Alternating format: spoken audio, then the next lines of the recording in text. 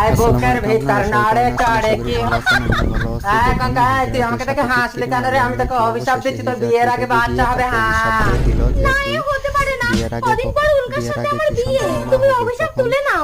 মরে যাই, হিজড়ার অভিশাপ কখনো তোলা যায় না রে। তুই যদি সবসময় পুরুষ সেজে থাকতে পারিস তাহলে কোনো পুরুষের নজর তোর দিকে পড়বে না। হ্যাঁ আমি অভিশাপ, গঙ্গা যদি পুরুষ সেজে থাকে তাহলে আমি তো ব্যর্থ হয়ে যাব। না না, আমাকে কিছু একটা করতে হবে। আমি পুরুষের পোশাকের রূপ নিয়ে ওর শরীরে জড়িয়ে ওকে আলিঙ্গন করব। অবশেষে পরে নেই। যাই পুরুষ সেজে নি। এ কি পুরুষের পোশাক পরে আমার এমন লাগছে কেন? কেউ যেন আমাকে জড়িয়ে আছে। ছাড়ো, ছেড়ে দাও আমাকে।